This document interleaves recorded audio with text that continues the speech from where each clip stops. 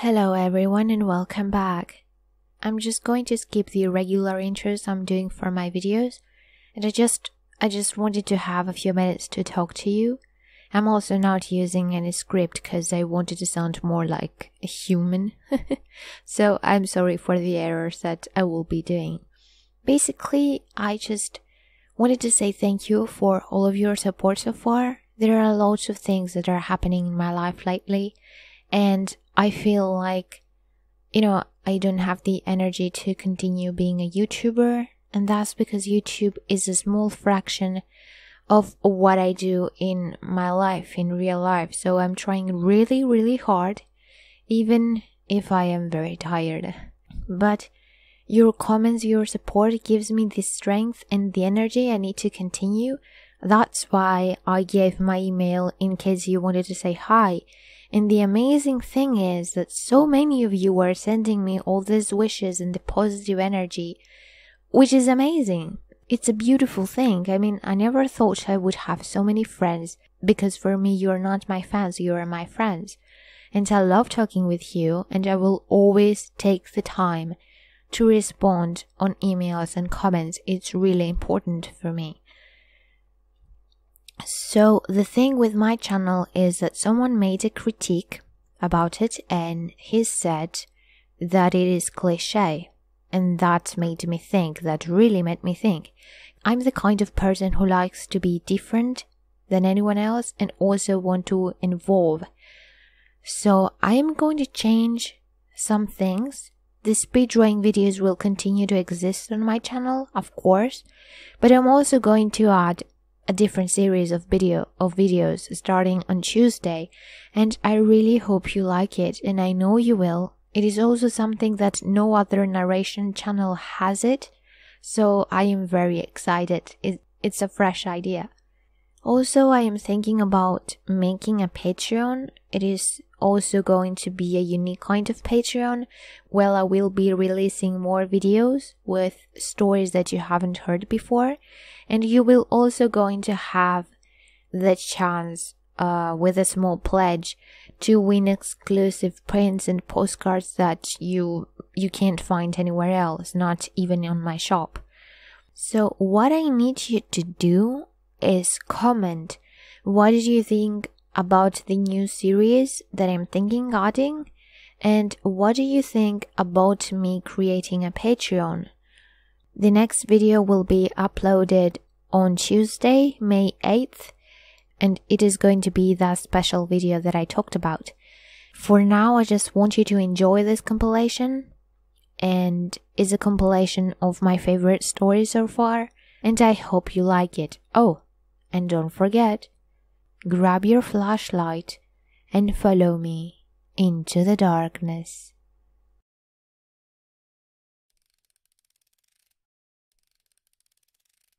Yesterday, I was celebrating a family member's birthday when I received a call from an aunt of mine. I had not talked to her in probably 5 or so years, so I was quite surprised when I heard her voice on the other line when I picked up. She seemed off, like something was bothering her, so I asked what was wrong. This is what she told me. "Aunt Teresa, is everything okay? You seem, I don't know, off or sad or something." I asked, a little concerned. "Kevin, I have to tell you something, and I know that you will believe me. I know you have had some paranormal things happen in your life, and I can't quite explain what is going on with me. It's really scaring me, so can you just listen for a minute?" she asked with sadness in her voice.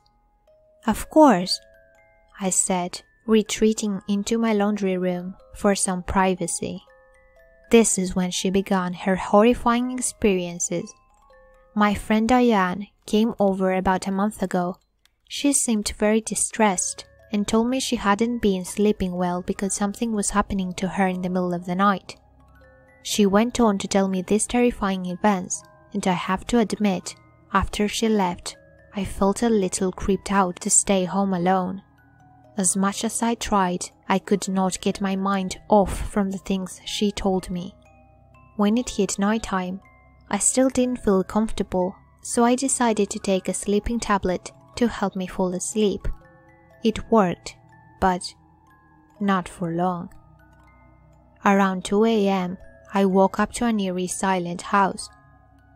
I could hear the tick of my clock in the living room, but nothing else.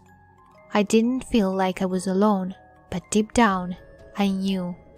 It was just from what Diane had told me earlier, so I rolled over to try and get some more sleep, and that's when I first noticed it. There was a heavy pressure on the other side of my bed, like someone was laying next to me. Bill was obviously long gone, and I don't live with anyone, Kevin. No animals or anything. This sent ice-cold shivers down my spine, and my heart was racing so bad I thought I was going to have a heart attack. I let out a little squeal as the tapping surprised me. It was after that tapping that my fears were confirmed. I felt the bed lift as whatever it was got out of my bed. Then the soft snuffle of very strange sounding footsteps leaving my room, like they were slowly dragging their feet. I laid there and started weeping because I was beyond terrified. I thought whoever it was had left, so I slowly picked my head over at my door to see if I could see anything.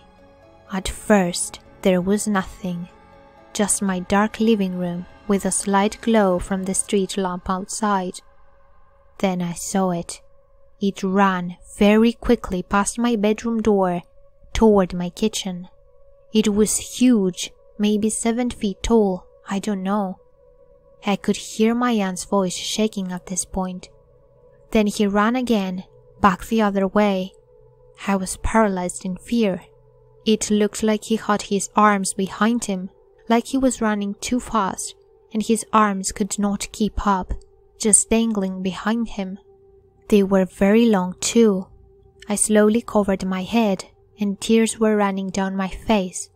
I was so scared. Then I heard the same shuffling of that thing coming back into my room. The pressure came back on my bed as he laid back down next to me. I was so afraid I didn't move. The exhaustion from the adrenaline must have kicked in, because next thing I know, I wake up and it's morning. I slowly looked next to me and there was nothing at all. I felt a little relieved, so got out of bed, and for some stupid reason, I chalked it up to be a very vivid nightmare. After all, these things really don't happen to people. Around 6:30 p.m., I felt tired again and relaxed on my chair and eventually dozed off watching television. I woke up and it was in the middle of the night. I looked at the clock on my living room, and once again it was about 2 in the morning, and immediately all of the events from the prior night came racing back to my head, and I sat there in silence. That's when I noticed the TV was off. I was sure I had left it on, but wasn't entirely sure, so I tried to calm myself. All I could think was how quiet it was, and that once again something felt very wrong. That same tapping noise from last night, and I knew, somehow just knew, not to move or make a sound. I hear my bed creak, and that same shuffle noise as it came into the living room with me. I kept one eye slightly open and looked into the reflection of the TV, and I could not believe what I saw come out of my room. It was huge, Kevin. Just like the night before, it stood there and looked over my way, before it took off and ran to the kitchen. Then it came back into the living room and once again back to the kitchen. This was ungodly terrifying. After a few laps, he stopped a little way behind my chair, and I could see him in the reflection of the TV, taking these giant exaggerated tiptoe steps right up to behind me. He smelled so awful, like a dead deer carcass. In the reflection, I seen him get right up to about an inch from my eye and smile his nasty, disgusting grin at me. He knew I was awake and knew I was watching him. 2 more nights, he joyfully whispered. Then he slowly shuffled back to my room, and I heard the bed creak again as it laid back down. I stayed up the whole night, jumping at every board creaking or any noise whatsoever. It was the longest night of my life. When it finally came to morning, I jumped up and called Diane as quickly as I could. She began to sob and apologize repeatedly to me. I asked why she was apologizing, and she told me that the reason I was experiencing this is because of her.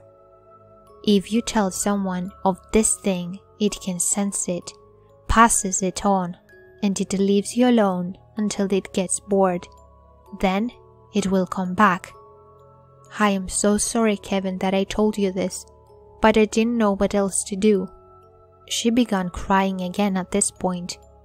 I asked her why the hell she would tell me this, and basically she says she can't live in this fear and that all I would have to do is tell someone about it and I should be fine. I honestly don't believe this is a real thing, but also I work 3rd shift, so at night I'm gone anyway. I do apologize if this is real and I somehow passed the curse. If it is real, just pretend you're asleep and pray. You will be fine.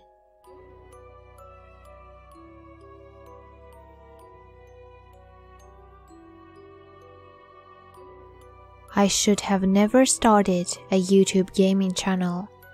I was just looking for a good outlet to have fun and interact with others. But the others weren't exactly what I had in mind. It all started innocuously enough. I finally got myself some equipment good enough to make some gaming footage for YouTube, so I started recording myself playing various indie games. One of the games I first uploaded is called The Binding of Isaac. In this game, the protagonist, Isaac's mother, hears a voice that is willing her to kill her son. Isaac escapes death by his mother through a crawl space on his floor. He ends up in his basement, which resembles the depths of hell. He then has to battle through various enemy types using his tears and power-ups along the way. Anyone who has played enough video games can probably relate to what I am going to talk about now. But there is something very different and unsettling about what happened to me. When you play a game for an inordinate amount of time, the visuals of the game seem to follow with you at the end of the day. I would often finish playing the game and then find the visuals sparking behind my eyelids as I would try to sleep at night. If you watched some of the gameplay, you can imagine the type of dreams I was experiencing. I was okay with these dreams because they were typically fleeting and were obviously a result of my focus on the content. Also, the content is morbid, but silly at the same time. The art style is not lifelike, and the game has a fun and adventurous feeling to it. The past few days, things started getting strange.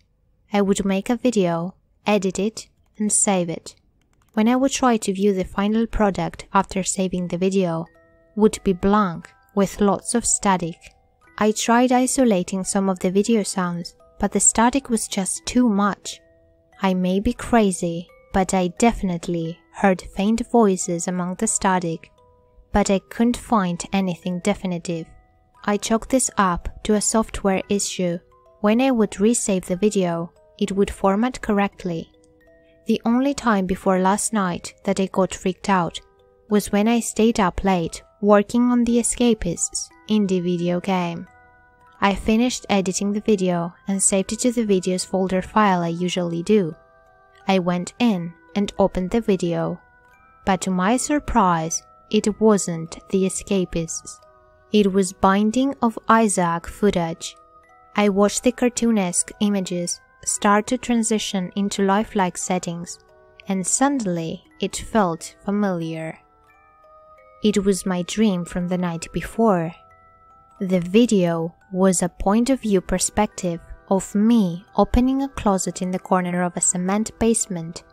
I opened the door and suddenly I'm looking at a huge creature huddled in the corner of the closet. It was pale flesh with long thinning black and white hair all over its body. Its head it turned away and pressed up against the wall. In the video, you see me backing up, and as I start to close the door, the creature turns its head towards me and it reveals its blood-soaked lips. The creature's head cocks to the side as its black eyes filled with bright light that started to illuminate the walls of the closet. In the dream, I remember turning around and running, but the video showed the creature's lips peeling back. Next thing I know, I'm waking up at my computer desk. The rays of sunshine escaping through my blinds jolted me back to reality. Did I really just dreamt about this? That sentence confuses even me, but it felt so real. This is when I started to question what I was doing with my free time. After this equally scary and odd occurrence, I took a break from playing and recording. I had plenty of footage saved to upload, so I spent the next few days reading and writing. I just needed to calm my brain down. At this point, the eerie dream had almost escaped my memory. After kissing my fiancé Jerry goodbye before she went to work the night shift at her job, I went to bed. I believe I fell asleep around 9:30 p.m. I remember waking up to the sound of talking coming from my computer room. My eyes opened and focused on the giant digital numbers on my alarm clock blinking. I grabbed my phone and saw that the time was 12:47 a.m. At this time, the sounds of a keyboard clicking was drilling into my head. Annoyed, I sat up, and when the realization that someone was in the other room on my computer, I froze in fear. I have a cat, but the typing noise was discernibly that of a human's. Could my fiancé have skipped out at work? I then heard a growling, hissing, "Yes," sound echoing through the darkness of my room. This sent an avalanche of chills down my spine that settled in my stomach like a jar of dead butterflies. The memories of the dream started to creep into my psyche. The rational part of my brain started trying to rationalize what was happening. It's probably Jerry. Or maybe you just left the computer on and the cat jumped up and started some video you were watching before bed. Maybe you're just half asleep and are imagining things. That growling yes noise was probably just the cat hissing at something he saw at the window. I sat listening to the tapping noise in the claustrophobic warmth of my room while letting these thoughts pour through my head until I decided to text Jerry. I asked if she stayed home. About 2 minutes later, a text came in that said she was at work. I texted her back saying I just had a bad dream and not to worry. I mustered up the courage to see what was making the typing noise. So I sat up abruptly, causing the bed mattress to creak and the headboard to rattle against the wall. In this very instant, the typing noise stopped and I heard what sounded like my computer chair swing around. This had a distinct sound because the bearings had been going out of the swivel for a long time. I rationalized this by thinking my cat must have sprung from the chair after it was startled. I made my way into the living room in view of the computer room. There was monitor light leaking into the hallway from the partially open door of my computer room. I noticed at this time that I was hardly breathing, so I forced myself to take a few breaths. I thought to myself, "Get a grip, Eric. It's nothing, you idiot." I laughed a little at my paranoia and made a hasty approach to the door. I just wanted to get in there and see what the hell was freaking me out so much for no reason. Just as I reached out to push the door open, it slammed shut in my face. I stood there stunned and confused. Then, that eerie feeling of you need to get the fuck out of here right now set in. I slowly cowered away from the door while never taking my eyes off the handle. I wanted to run. I wanted to cry. I wanted to yell out, but I could not. My back finally came to rest on a wall adjustment from the shut door of the computer room. My brain frantically tried to make sense of these events until it finally came to rest on the wind. It's just the fucking wind, you dolt, I told myself. The air pressure differences close doors all the time when the windows are open. It's okay. It's just a coincidence. I made my way again towards the door with my newfound certainty, but my bones were moving my flesh along at a much slower pace. I was probably blue at this point, because I don't remember breathing since the door slammed in my face. I reached my arm out and grabbed the door handle. Okay, 1, 2, 3. I swung the door open and peeked inside while standing behind the pseudo cover of the door's frame. The computer chair was facing the door, and I could see that my video editing software was queued up on the monitor. At this point, I took the biggest breath of my life and almost started to laugh, when suddenly I felt something rub against my leg and almost did a backflip out of the room. I almost took off running, but then I came to find out it was my cat. He followed me in after I opened the door. You bastard cat. At this point, I could not take much more. I was emotionally drained. I went and sat down at my desk. The keyboard looked as if my cat was using it. The editing software was blank, so I closed it out and was about to shut down the computer until I saw a video file in the top right corner of the monitor. I did not remember saving a video there. I hesitated for a few seconds, and then I double-clicked the file. Today, I have uploaded a short clip, unedited. The video shows a few moments prior to me opening the door to the computer room. The chair seems to be moving slightly. I do not know how to explain what you are hearing before I enter the room. There is some audible noises that have freaked me out. The best transcript I could make is, Isaac? Yes, you caught me. Caught me. You caught me. My teeth are sharpened. No. God? Back home. You then see me open the door, sit down, discover the video, and then shut the webcam off. My question for you all is, what the hell? Could my cat have simply triggered my webcam? Or am I being pranked of my fiancé? I asked her about it, and she denies any responsibility. There is a part of me that feels whatever it was in the room last night wanted to record me, almost like it's playing a game.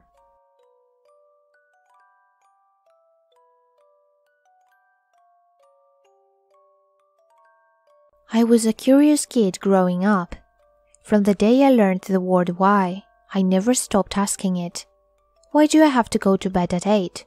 Why can't we go see Santa at the North Pole? Why are daddy's feet bigger than mommy's? The other ones, the what, when, how, and who questions, were not neglected either. Many questions were easily answered. Where does the sun go at night? And some, not so easy. Why is Uncle Greg always covered in bruises? At some point in every kid's life, they begin to fear monsters. How any kid even conjures the concept of a lurking monster is anyone's guess, and yet every child does. I'm sure each and every one of you can remember a time when you kept your closet shut because you were certain some unseen evil would snug you in the night. But not one of you can pinpoint the moment when you began to believe in the existence of such a thing. That is a question I've yet to answer. My monster du jour was the one under the bed. I feared the thing, and always made sure I had a stuffed animal on each side of me when I slept to guard me. Yet I was feverishly intrigued by it, for I never doubted the existence, but I wondered what it was doing under the bed. It was awfully cramped, so it had to come out eventually. What else did it go? Why was it afraid of teddy bears? I attempted to talk to it, but received no reply, and was reprimanded by my dad and told to go to sleep. So I decided to be brave. My mommy had always said, if you didn't know something, ask. So that's what I decided to do. Since it wouldn't come out to talk to me, I would go to it. Since I decided this was something I wasn't supposed to do, I waited until after they put me to bed to sneak underneath it. I decided, with my little kid logic, that light is the monster's weakness, and so I couldn't use any light to actually see it. I brought a flashlight, but I hoped to maybe get some of my other questions answered. I slipped under my bed into the middle and waited, and waited, and waited. I started to fall asleep, but was started awake by a hiss, very, very close to my ear. Then a gust of damp breath on my neck. The breath came out a dry, croaking rattle. Hiss, inhale, rattle, exhale. I'd gone in with every investigative intention, but at this crucial moment of truth, I abandoned all curiosity in the face of sheer terror. I went to turn on the flashlight, clenched in my hands, but froze. Or rather, my body was frozen. I could not move. A sickening pop sound and something which I not realized had been pressed against my arm shifted. It was as if something beneath the surface, or whatever was touching me, was moving. More cracks and pops, like I was trapped in a bag of popping corn. There was a grinding screeching of a fork being scraped across a plate of a dentist's drill. And then, light. My room was awash with light. My head was still turned to the side, still paralyzed in that awkward position, and I expected to see the face of a demon, nose to nose. Instead, I saw feet, with a familiar daisy tattoo around one of her ankles. Then, my mom's voice. "What are you doing out of bed?" Worse and more baffling than a monstrous face could have been, a second set of feet entered my view. These ones much smaller. I had a nightmare. A second voice replied. My voice! Only I didn't say it. It came from the other me, the fake whose feet I saw. I tried to tell Mommy, but I couldn't make my tongue move any more than another part of my body, and I found I couldn't quite figure out how to make my voice work. "Well, I suppose you can sleep with us, just for tonight," my mom said, and the two left, and I was once again in the dark. I grew hungry, but could not move, forced to endure a sore belly and headache, with no hint of relief. I was exhausted, but sleep never came. I saw my family, or at least their feet, often. I tried, but could not tell, could not be noticed. Even when they bent to peer under the bed, they looked beyond me, never seeing. The feet that would have been mine grew larger, and those of my parents wrinkled, Mom's tattoo fading. At some point, I stopped seeing my dad's feet, and then later, my mom's. My own, that of the other me, grew old, and they too disappeared. Then, all new feet, unfamiliar feet. The same two pair until a new set of feet joined, small feet, young feet. I waited there, for there was nothing else to do. until the child grew curious, as I had been, and I was finally granted freedom and could live the life which had been stolen from me.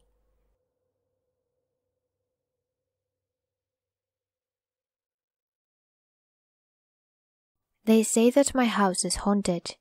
I haven't been living here for very long, but I know better that it isn't. That doesn't mean that kids, urban explorers, and ghost chasers don't still show up to investigate. Most of the time, they're surprised to see someone is now living in this house outside of town. Usually, especially with the more respectful ones, they apologize and ask if I've been witness to anything strange or paranormal. When I tell them that no, nothing strange happens, there is no ghost haunting the grounds, it's all just a fiction, they thank me and leave. On a handful of occasions, the bolder ones ask to see the inside. Depending on my mood, I've allowed it more often than not, assuming that once they see the furnished inside and nothing happens, they will spread the word and I can be left alone in the end. There was only 2 that caught me on a bad day, which resulted in me yelling at them for wasting their time and mine, and that I just want to live out the rest of my days in peace. So far, all of this has seemed to help me, although I am not sure if the anger has aided me more. Visits dwindled over the past year that I have lived here, and I haven't seen any thrill-seeking lurker on my property for a good 3 or 4 months. I still get odd looks when I go into town and hear the whispered conversations that they don't try hard enough to hide. The recent lack of strangers showing up is part of the reason I was mildly surprised a group of college-aged kids creeping towards the front door last night. I was walking from the kitchen into the living room. At first, I shook my head to myself, cursing adventurous young adults and teens for trying to scare themselves. If only they knew the true horrors in the world, then they might be less inclined to search for something that would make their hearts race. The flash of a memory burned briefly in my mind, and my frown turned into a small smile as I recalled how adventurous and ambitious I was once upon a time. Why not have a little fun with these youngsters then? There is no ghost here, might as well give them all a little bit of a scare. Quietly stepped to my front door and slide the lock out of place without making a sound. I didn't want to alert the outsiders to my presence just yet. I listened intently and waited as they neared the porch. I heard the wooden planks creak under the weight and talking about how it was too dark to see inside the windows. When I heard them, I twisted the handle and yanked the door open as fast as I could, while bellowing out, "What do you want?" I saw that there were 4 of them, 3 boys and a girl.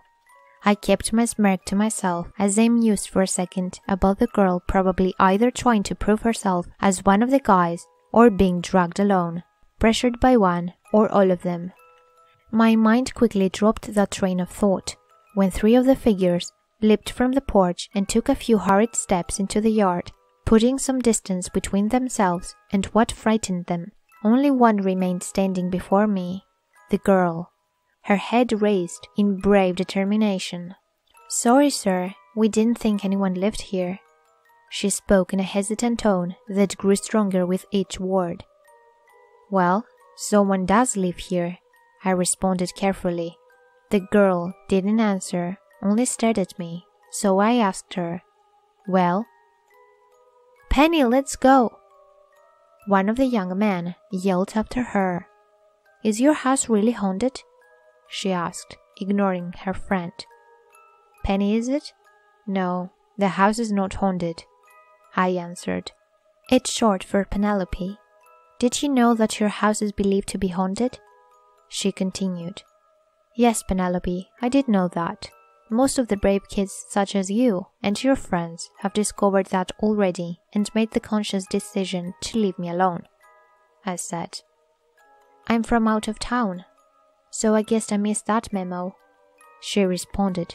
It sounded like it was accompanied with a smirk, but without any lights on her face. It was impossible for me to see it.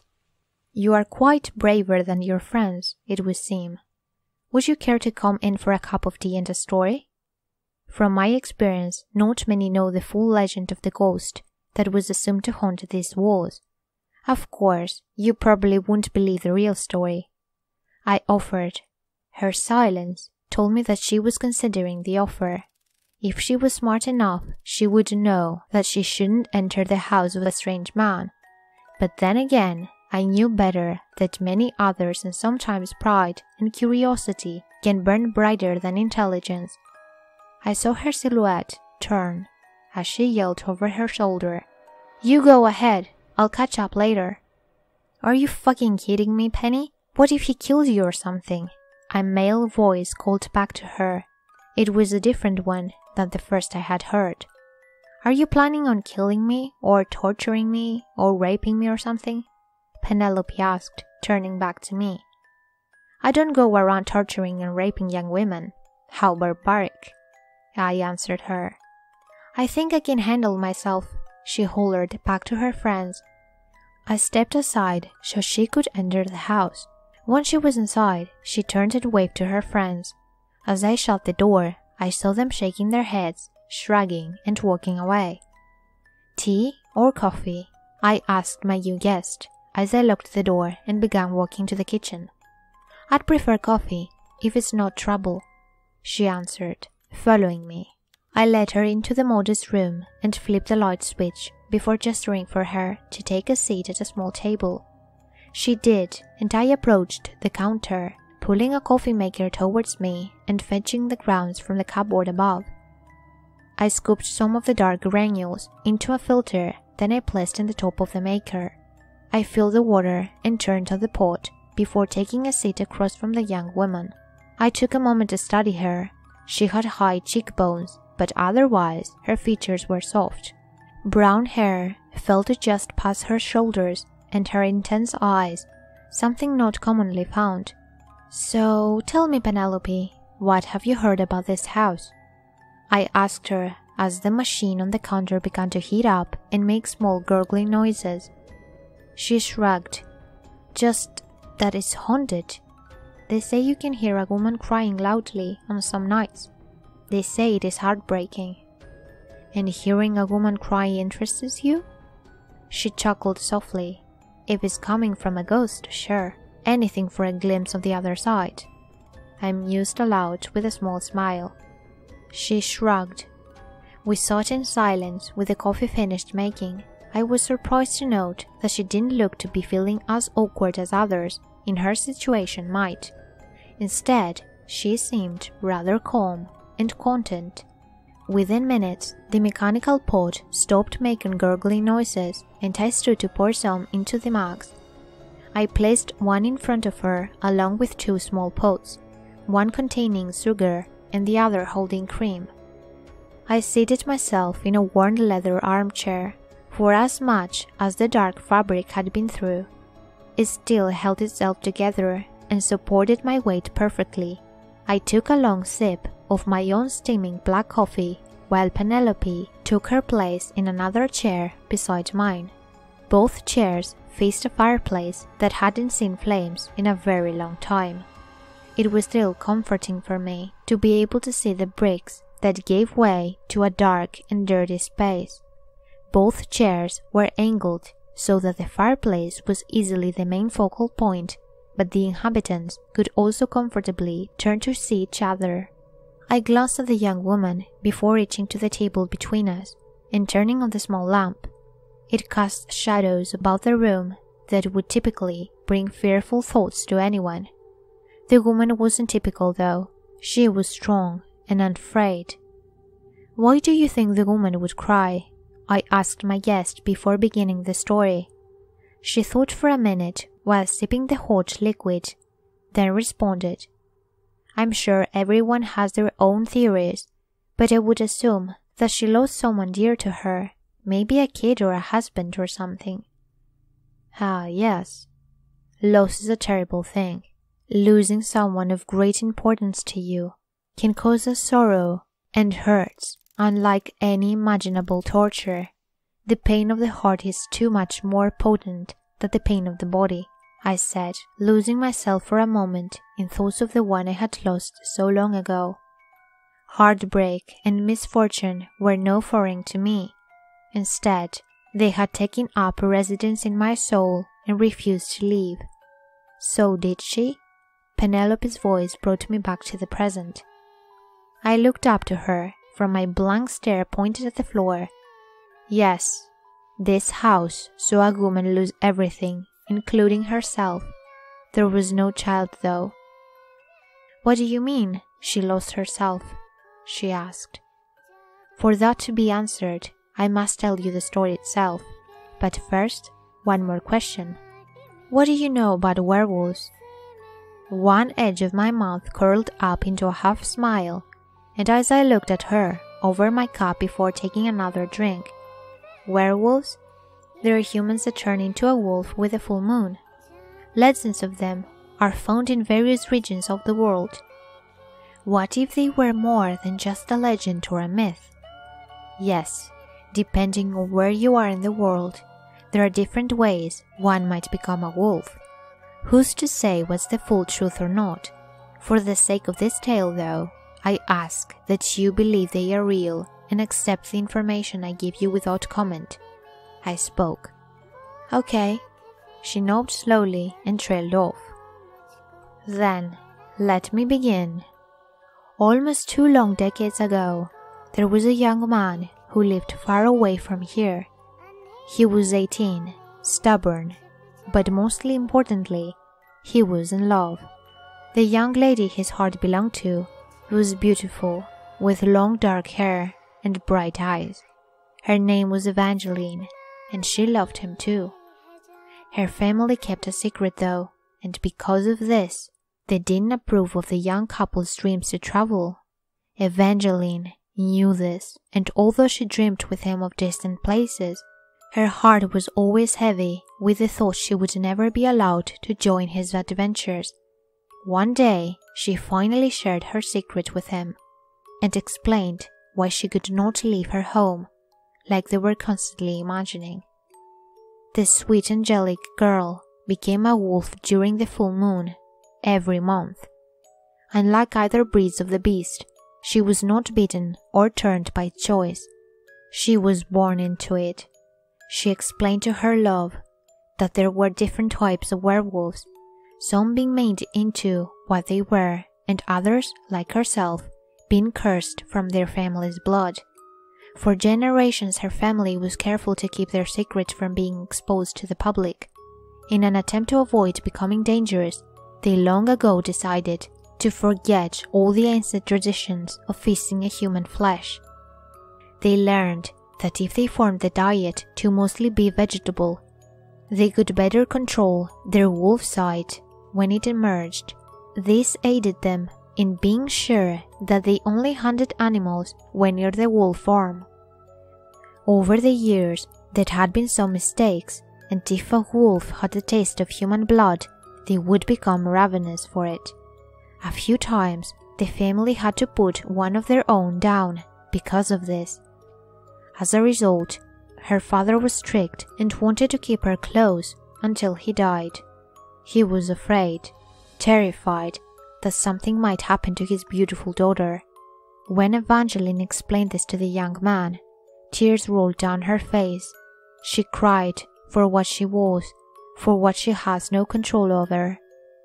She cried with the knowledge that the man would most likely leave her, whether he believed what she said or not. He had no reason not to believe her, and although skeptical, he held her close and kissed her head. The next full moon, he was allowed to be there when she changed. Unlike most tales, her family adored the young man and approved of their relationship, just not of their wanting to leave. Months went by, and he stayed true to her. She fell deeper into their love than she ever thought was possible. The night of her 18th birthday, he proposed and she said yes. The wedding plans were hollow, while their families were excitedly helping them choose flowers and food. The couple was secretly planning to run away together. They loved each other with the depth of the deepest charm, and Evangeline knew that her husband would keep her safe. One night, her window was slightly open without a sound. Evangeline looked out and saw the lover of her life waiting there. She carefully and quietly gathered the bag she had packed and hidden under the bed, then climbed through the window. They stole away into the night, across the grounds of her family's home, down a side street, and then out of town in his car. Life on the run was thrilling at first. They covered their tracks and used fake names while making their way to their coastal destination. Often, she missed her family and wished there was a way to be there when her pregnant mother gave birth to her little sister. In those moments, her lover would gently squeeze her hand or pull her close, and with a deep breath of him, she would relax and remember that it had to be this way if they were to live their life together. She didn't just run away to be with him after all. She ran away to be free. For a year, they took their time crossing the country. They were in no rush to get to the coast and spent most of the time in different towns and seeing everything's wonders that they could. Before reaching their destination, they wanted to behold all the beauty on the way. Then, they would continue to do the same across the world. Greece, France, Egypt, China, South Africa, India, Iceland, and everywhere in between would be their home. Sadly, they didn't make it very far. I paused my story to look at Penelope between sips of her coffee. I could see that she was engrossed, and when I stopped, her eyes widened. "How far did they make it?" she asked, urging me to continue. I smiled and drained my mug before setting it on the table. They stopped at a small town, planning on saving up some money for a couple of months to be able to afford the cost of boat fare. They weren't to the coast just yet. They went to the courthouse with a kind older couple they were renting a home from as their witnesses. They stayed longer than expected. Perhaps it was being stationary for so long, or maybe Evangeline's feeling of homesickness or the loss of excitement in their freedom, that they began arguing on almost weekly basis. She missed her family, and in the year they had been gone, her sister had been born, and she had never been able to even lay eyes on her. After a particularly nasty bout, the young husband spent an evening at a local bar. While intoxicated, he ended up getting into a fight with a local man. They both kicked out of the establishment, and after punching the man hard enough to lay him on his back, he left to return home. Evangeline threw her arms around him when he walked into the door, and they apologized to one another. He hadn't even been gone that long from her, and her anger had subsided to worry, causing her to realize that she loved this man and was more afraid of losing him than fighting with him. They talked into the night and agreed to make a trip back to their hometown before leaving the country. They hoped that the time spent away would be proof to Evangeline's family that she could handle being gone and that she was okay. The night of the full moon, though, brought trouble. That was the night when the man from the bar chose to appear on their doorstep, friends in tow, looking for revenge. What they didn't expect was to be interrupted by a wolf emerging from the trees while they dragged the man out of his home into an attempt to beat him. The wolf lunged and bared her teeth, growling and snarling for them to leave. In human form, she would have been able to easily keep herself in line, but as a wolf, her emotions raged, and she attacked the threat of her love. Wolves don't think like people do, and in that moment she was only concerned with saving her husband. Truly, she didn't expect to cause more harm than a scare, but in the end, 3 men lay in the grass, bloody and torn, while the wolf swallowed blood and flesh. The young couple disappeared after that. They couldn't return to their families, and they couldn't stay in that town any longer. They knew that. The thought of killing his beloved was unbearable, so they made a plan to keep her chained and locked up during the dangerous wolf nights. They swore to each other that they would do anything to protect one another. What Evangeline did not know was that not only a wolf has a change in appetite, but also the person changes. Over the course of several months, she became harsh and cold. She was no longer the same loving and warm woman she had once been. If asked, she might not even have been able to explain why she was still with this man, when her love for him had died that night with the man she killed. Her husband, though, felt responsible for keeping her safe. It became more and more apparent that she was hungry for the unspeakable, and after a while she was able to convince him that she could be allowed to roam free as a wolf. He didn't trust her at first, but when there were no reports of animal attacks on nights that she was gone, he began to believe that maybe she did have some sort of control. She did have some sort of control, yes, but only to the extent that she would stalk a victim as a human, and then as a wolf she would kill them. By stalking them during the days, she was able to keep her mind trained. After being on the run for almost another full year, they came across an abandoned house outside of a large city. The man was tired and heartbroken, having found out of the truth of her hands long ago. They agreed to stay put in that house and even fixed up the basement till it might contain her. As they worked together to create a livable home, they started to fall in love with each other again. Hope was once again found in his eyes, and there were moments where she looked at him as if she loved him again. Perhaps she did still love him in some way. Finally, the day came that she wrapped her arms around him. She hadn't done it in such a long time. She looked deep into his eyes and told him that she loved him too. For 3 months after, everything seemed right in the world once more. He stopped dreading her skills and even helped her pick out places where she could find prey. They agreed it would be only people who wouldn't be missed or noticed, but also held some sort of evil in their hearts. Evangeline tried to stick to their code, but it proved difficult for her. Living on the edge of a city brought too many temptations, and her hunger continued to grow. Disappearances began being reported, and grisly murders were being discovered. Body parts torn up in odd places, and it began to be suspected that a serial killer was on the loose. And with each morning, the guilt grew and weighed heavily on her heart and mind.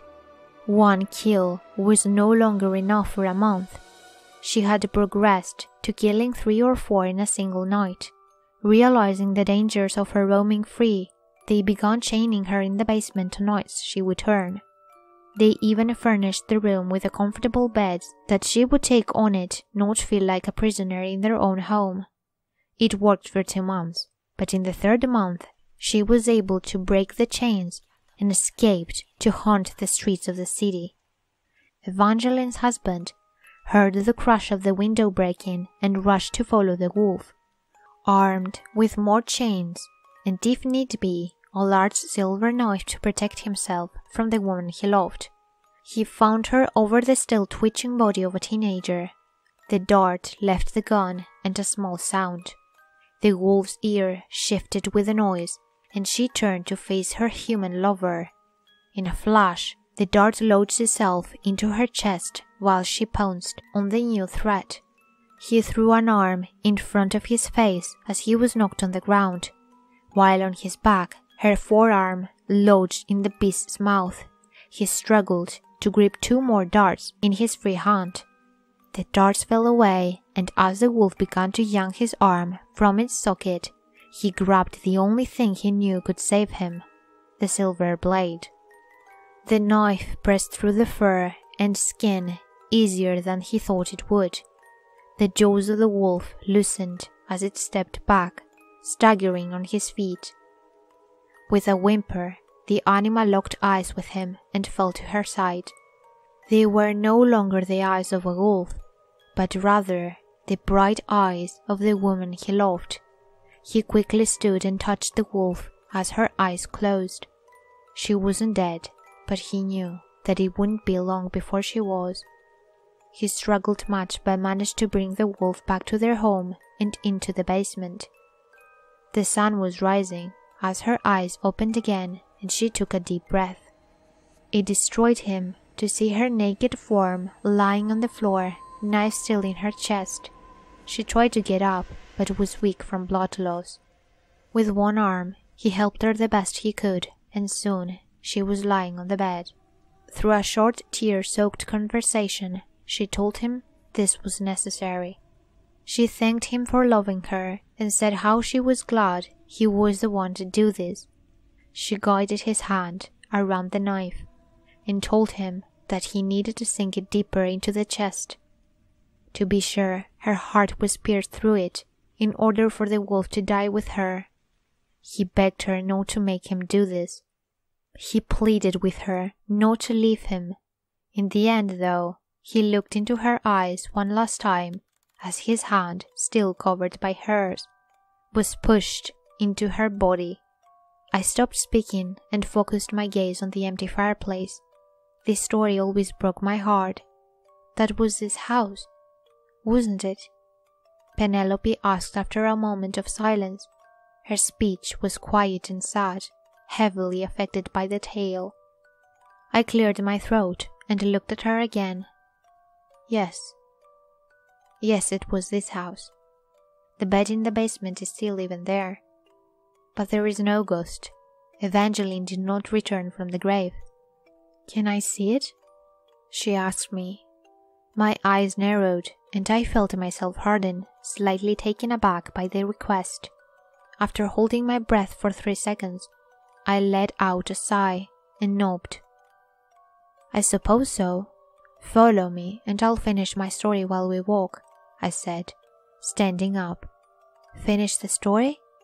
But she died, Penelope said, while following me. Yes, but the man lived, I answered, and began leading her through the hall and to the door at the end of the house that opened to a staircase down. He was bitten by one who was. It didn't take but a month for him to understand what that meant, and once he turned the first time, he knew how much of a curse it really was. His body snapped and bent, bones broke and moved. He felt like he was dying. When it was done, though, he felt the freedom of running. So that's what he did. He ran. As a human and as a wolf, he ran through cities and towns. He crossed rivers and oceans, countries and continents. He hated what he was, but he used it to his advantage. You see, Penelope, a wolf has an excellent sense of smell, and werewolves have their own sort of scent. One werewolf can sniff out another easily, and there seems to be a sort of a sense, even when in a human form. Very few things on the planet can mask the sense or the specific scent of a fellow wolf. He taught himself the ways of tracking and hunting. He vowed that he would spend his life making up the mistakes he had made with Evangeline. He allowed her to kill humans, to roam free, to tear apart families. He blamed the wolf in her and the wolf in himself for everything that had done wrong. So he herded them. He turned his curse into a tool, and he traveled the world, searching out and destroying any werewolf he could find. The work took a toll on him, though. He couldn't enjoy traveling the world without Evangeline, and finally he decided to return to his home country, tired, weathered, and ready to disappear. We reached the bottom of the stairs, and I turned on the light. With the illumination of the room, a closed door could be seen on the opposite wall. I stopped halfway to it when I realized that Penelope's footsteps were no longer behind me. I turned to face her and saw fire in her eyes. And what about Evangeline's family? What about that baby sister? Did the man ever tell them what happened? She asked through gritted teeth. Her hands were at her sides, one in a fist and one gripping a pistol. I remained calm as I answered with a sorrowful tone. No, Penelope, I never saw or spoke to her family again. And why not? Didn't we deserve to have the truth? Did you know that my father spent years looking for her, only to find out that she was dead? Did it even cross your mind about how her little sister would grow up hearing stories on a sibling she would never get to meet? A sibling that was stolen from her. How hard do you think I had to fight for my own freedom? And what about her body? Did you even bury her? She demanded. I sighed and gestured to the door. Do you want to see her room? Penelope didn't answer, only glared and watched me cross the rest of the room. I opened the door and stepped inside. After a moment, she joined me and stood in the doorway. I watched her face twist and change. As she beheld the sight, I approached the bed and touched the corpse that still remained on it. You're so cold, I addressed the body. It was decayed, but still somehow intact. What the hell? I heard Penelope whisper from behind me. I came back when I heard that people claimed the house was haunted. I said aloud to my wife, You know, I want to hate you for everything that happened. You made me fall in love. You made me hope. You made me into the monster that I became. And then you left me. Tears welled up in my eyes and I knelt next to the bed. I hadn't been able to come back here since moving back. Seeing her body again after so long, I could no longer contain myself. I wanted there to be a ghost. I've begged for hours to hear her voice one more time. I've cried out and pleaded, but she never came. That's how I know that the house is not haunted. Oh, how I wish it was. That was the last thing I wanted in this world, I told Penelope without turning to even look at her. You don't deserve that, she said in a flat tone. No, I suppose you're right. I came back to die. I wanted a sign that she was still here so I could die in peace. But no. But lo and behold, I return and hear not only whispers of a ghost that doesn't exist, but also rumors of a wild animal on the loose. I couldn't say goodbye to this world with the knowledge that there was another wolf on the loose. So here I still am, at least for the moment. Did you really think you covered up your tracks that well? I asked her, finally looking into those eyes that were almost the exact replica of Evangeline's. She raised the pistol to be level with my head. Doesn't matter. You're not leaving this room. I jumped up and grabbed the knife that had been at home in a corpse for the past 19 years. The gun fired as I lunged at her. Her mistake was that I even wanted to survive past the hour. I didn't, but I would take her down with me. The pain hit me just as I shoved the blade into her heart. Her eyes widened as she dropped the gun and then fell in a heap. I let my own body fall and felt warm blood pool around me. I begged one last time to hear Evangeline's voice as I closed my eyes ready to die. She made a mistake though. Penelope didn't use silver bullets and she wasn't a good shot, even at such a short distance. The hole just below my shoulder healed quickly, the wolf in me ensuring survival. And now, a month later, I find myself writing this. Perhaps I feel the need to confess I've taken countless lives, and honestly, I don't regret the ones I've handed. The only death I wish I could have changed is that of Evangeline. I don't want you to worry though. If you bear this curse, I'm done with hunting, I'm done with killing, I'm tired, and although I have lived a short time, my life has been too long. I think it is time to say goodbye and use that silver knife one last time. For a year, I proved that there was no ghost in this house. For a year, I wandered my home, wishing there was, but never hearing her. I dream of her though, almost every night, and finally her voice has begun to whisper to me in my waking hours. She does not cry, and she does not tell me she loves me. She is angry, and I know that there will be no escaping her wrath now.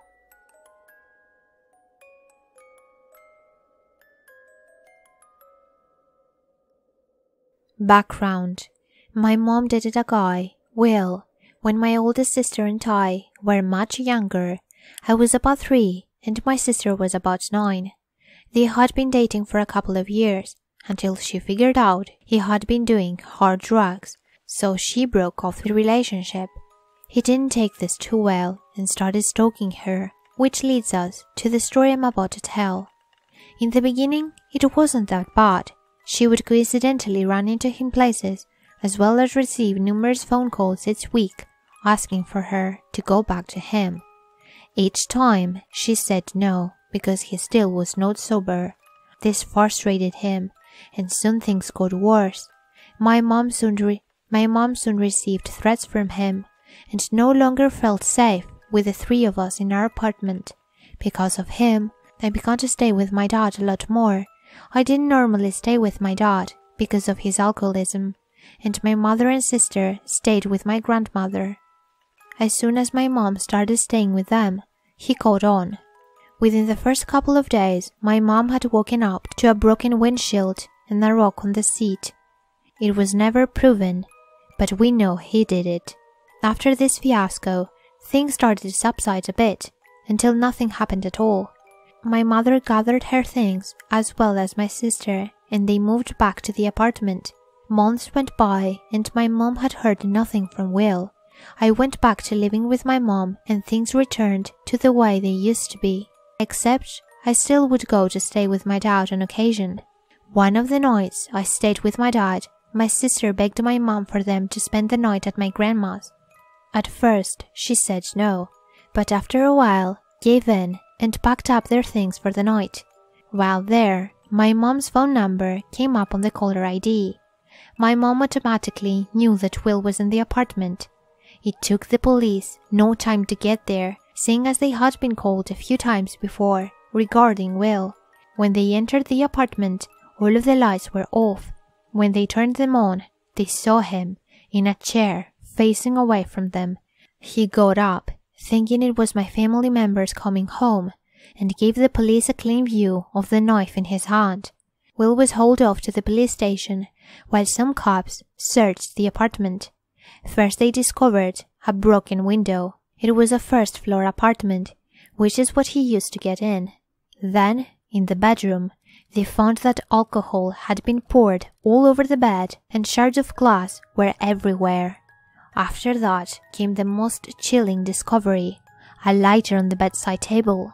While Will was in jail, my mom came to pick me up from my dad's house and take me home one night. She came in to get me, took me out to the car, and strapped me into my car seat in the back. She walked around to the front of the car, and as she started to get into the driver's seat, she noticed a man in the passenger seat. He cursed at her, and as she ran around to the back to get me, he escaped. The cops were called, and although my mom had cash and her medications in plain sight, the only thing taken was some of her personal information, her social security card, or driver's license or something like that. It was obvious to my mother that this man had been hired by Will while he was locked up. Will was released from incarceration after a short amount of time. My mom had taken out a restraining order on him, but that didn't stop him from contacting her again. Will called her and asked for her back again, and my mom of course said no. Desperate to be with her, he took drastic measures to get her attention. He figured if maybe he was hurt, she would feel bad for him and take him back. Using the rationale, he grabbed a gun and shot himself in the leg, knowing it would cause much harm. Little did he know, he shot right into a major vein artery, so he bled to death right on the spot. This story always gives me chills when I hear it. My family never ever told me about this until I was 12. If my sister had not begged to stay with my grandparents out of nowhere, this could be very different for everyone involved.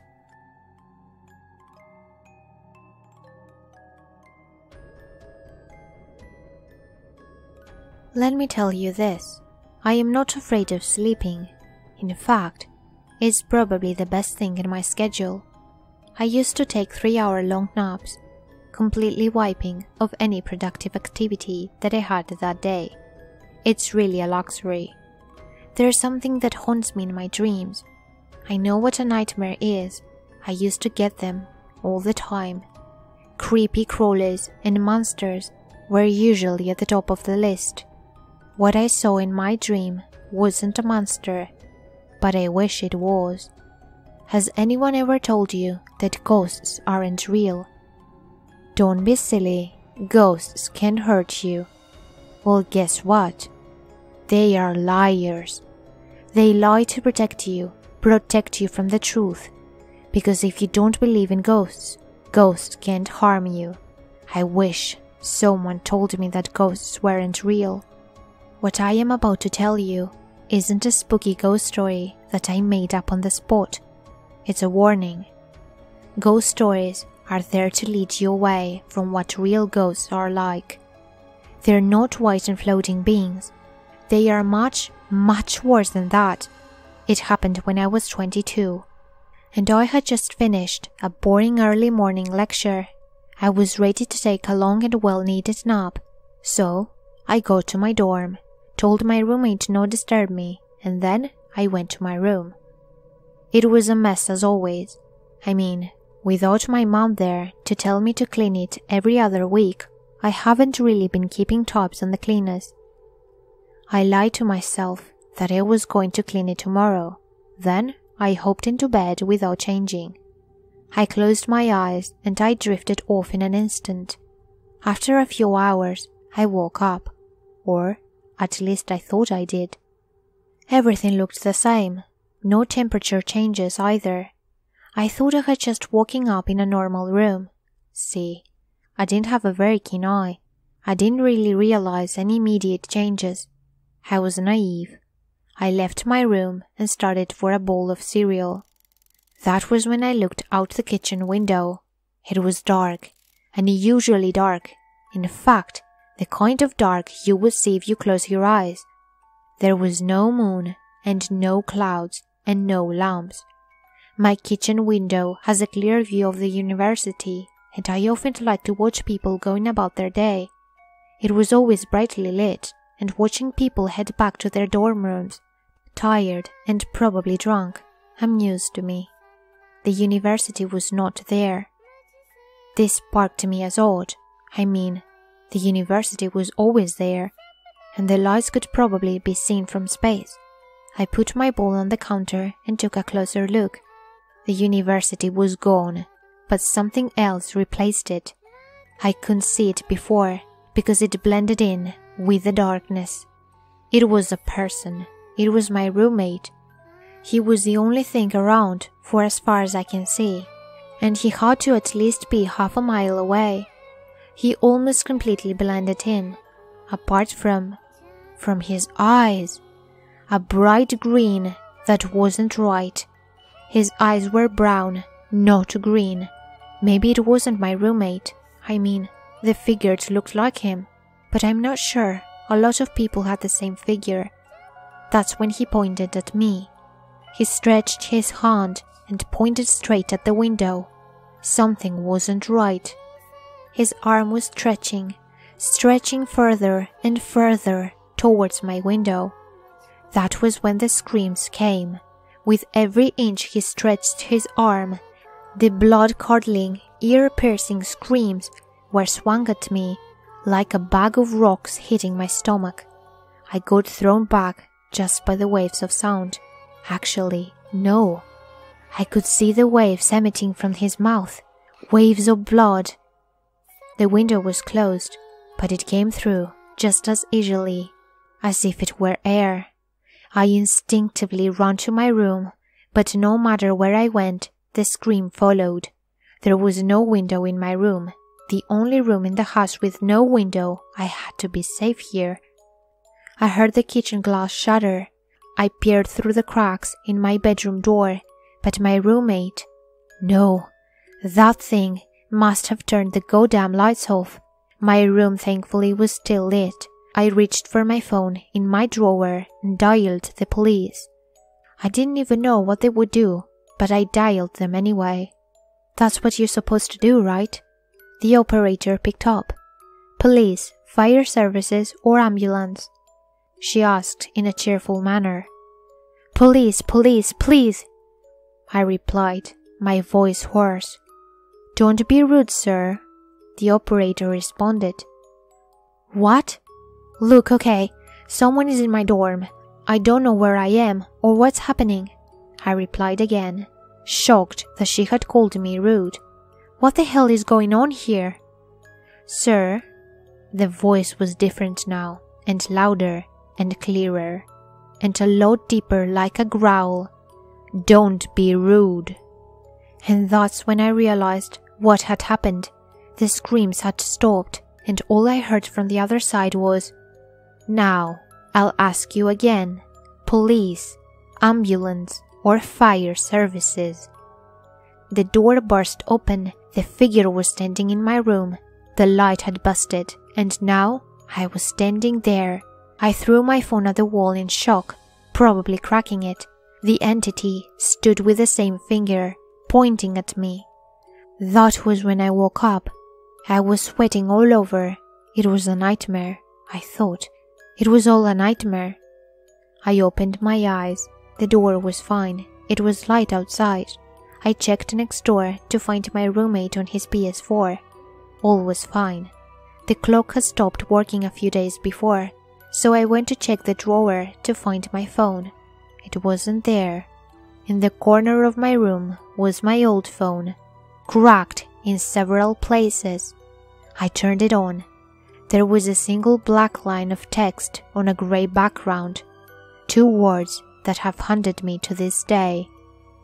Sweet dreams.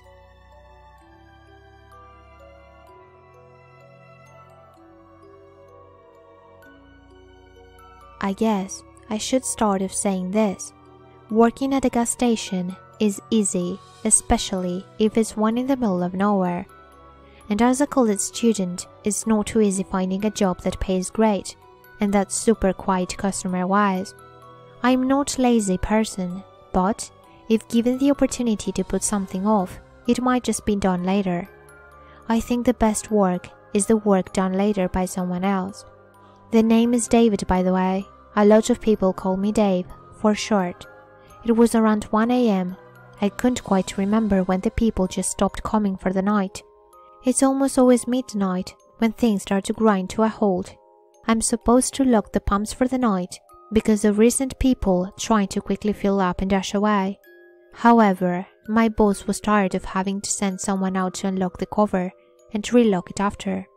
As long as money is made, then everything is fine. It isn't even a lock, just a flimsy meat cover for the pump that provided the same amount of security as kissing a scrape of a knee.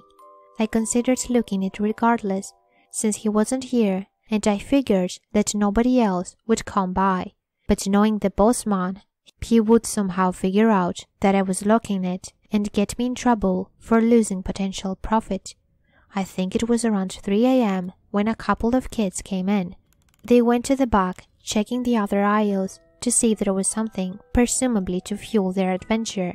The only problem I had was that the back was the only place I couldn't see and would actually have to walk over if I suspect trouble. A couple minutes passed and they still hadn't come back from the last shelf. I started to walk over when I heard a car pulling up. I was split between taking care of a new customer or making sure the boys weren't fooling around.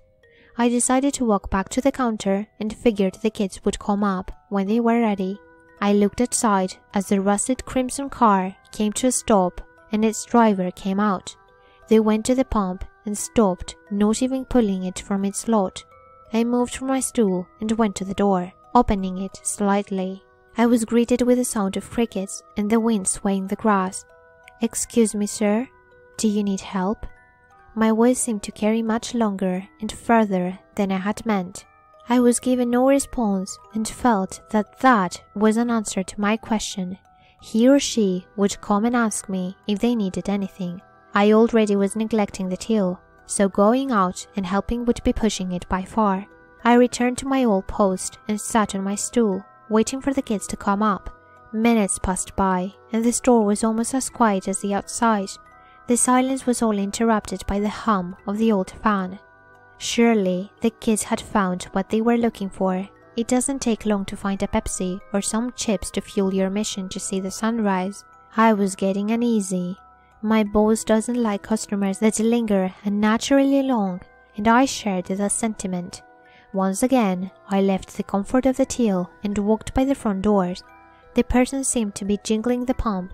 At least, there was a feeling of relief that they were acting normal. Just another customer dealing with our palms. I came to a stop at the final shelf at the back, not wanting to scare the kids and trying to identify if there was something off taking so long. I hated having to act like that. I was security and checking on suspicious customers, but things sometimes need to be done. I heard a bit of chatter. "Have you heard about the gasoline man?" A young boy's voice asked, presumably to the other boys, who were acting as his audience. "No." "Is he scary?" Another voice piped up. "Yes, and I'll tell you why," responded the storyteller. "Back when this station was being built, some old hobo that wasn't hurting nobody died after he got in a fight with some of the guys that built places, and he accidentally fell and pulled a hose with some gasoline, and next thing you know, he went up in flames. They say it was 'cause how hot it was when they were fighting. Unfortunately, that part is somewhat reasonable and explains why the gas station construction was delayed for a few weeks. In fact, most of the people that knew about the legend agreed too. He wasn't doing nothing, he just wanted to have a place to stay. People say that he still comes around and get back all those who stop by." The kid stopped. "Come on, you guys, let's go home now." I quickly shuffled back to the till and watched them approach. I asked if anything was all right and if they had found something they wanted to buy. "Yep, we are trying to get the gasoline man," said a blonde sun-kissed looking boy. I laughed and congratulated them on their efforts to stay up and find them. I didn't know what else to do, considering these kids seemed like they could handle themselves. As I was ringing them up, the bell dinged and I heard the door open. Looking up, I saw the figure that was outside earlier trying to fill up their car. They came to the counter waiting for the boys and then came closer to the till and me. He reeked of cigarettes and looked like he had been just completely soaked in something. Perhaps I'm better off not knowing. I attempted to block out the smell, but it wormed itself back into my nostrils every time I dipped my nose below my shirt. It was more intense than cigs, like a burnt steak kind of smell. He barely spoke, only ever speaking to make sure he got everything he needed, which wasn't much. Some water and a pack of cigs, which explains the smell a bit. When he spoke, I felt like I was listening to something you weren't supposed to. On the other hand, it had been a long night, it had to have been, considering that I got there at 9 p.m. I looked towards the clock after ringing him up. In red digital form, it read 5:12 a.m. Lovely, only an hour left till I could go home. I returned my gaze back down and noticed that the man hadn't moved much. In fact, he seemed to be moving closer. "Excuse me, sir, is there anything else I can do for you?" My question went unanswered, and instead, he grew closer. I moved my hand under the desk to grab the old mallet. "Please step back a little, sir." I unsuccessfully tried asking him. His smell reeked even more, and now I noticed that the kids were poking around in his car. Almost in an instant, I saw him switch from looking at me to dashing to his car. I ran to the till to call the police in an attempt to try and at least get the situation calmed. I looked outside and saw the man roughly grab the tanned boy and shake him. "I swear it wasn't us, mister. Please, we didn't do nothing wrong." The kid nearly screamed at him. I heard this ear-piercing scream, like someone whisked a baby screeching, and nails being dragged across a new chalkboard. I nearly jumped up. This kid was being strangled by this guy, while his friends screamed out for someone. I finally got an operator and told them as much as I could. I hung up fast, despite what they said, and ran towards the kid to help. With a twist of misfortune, I tripped as I was running out. It hurt. It really hurt. I looked down and noticed the ground was wet, slick with a film of something. Whatever it was made getting up even harder. I stood up and saw the kid almost being forced into the wall beside the gasoline pumps. "Mister, I ain't done nothing. I'm sorry," he cried while being pushed into the wall. The gruff man didn't listen and instead pulled him closer and grabbed a pump. "Listen, kiddo, I'm gonna stick your fingers in this, every single one."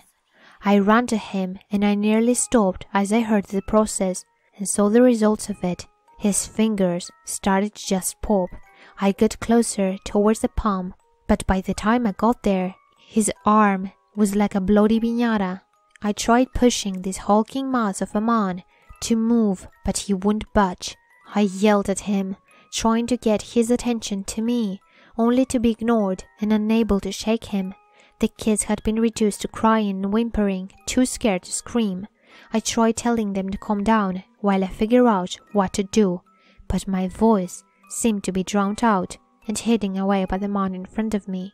I pushed the man one final time, only to witness the true state this kid was in. I knew I couldn't do anything. His arm was stuck and there was no question about it. I began to feel sick when the realization dawned on me that he had stopped screaming. I shielded the kids while I felt the terrorizer try and get past. I shook the kid from the third time and he woke for a second. That was almost enough to get me to feel better. The kid started to cough, violently cough. To say that lying to a dying kid was painful wouldn't quite cut it. "Come on, buddy, we'll fix you up. Just try to take a nap, okay?" I told to him. The man behind me finally grabbed me, pushing me out of the way.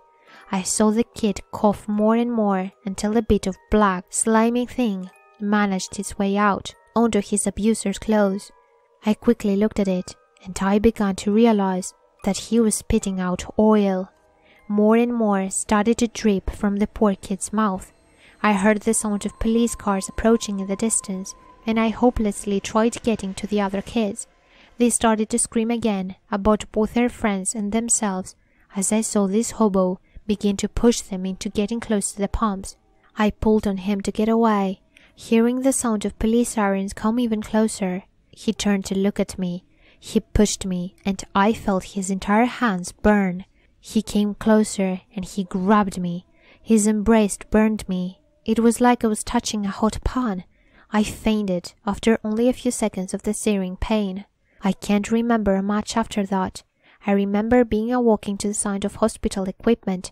I took a look around, pinching myself to catch if I was dreaming.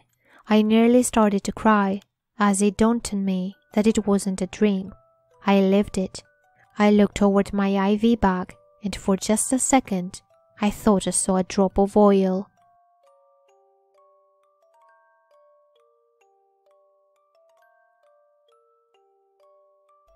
Hello everyone and thank you so much for listening. If you like this video, please leave a thumbs up, and if you like my videos and want to see more, subscribe to my channel. And I will see you all in my next video.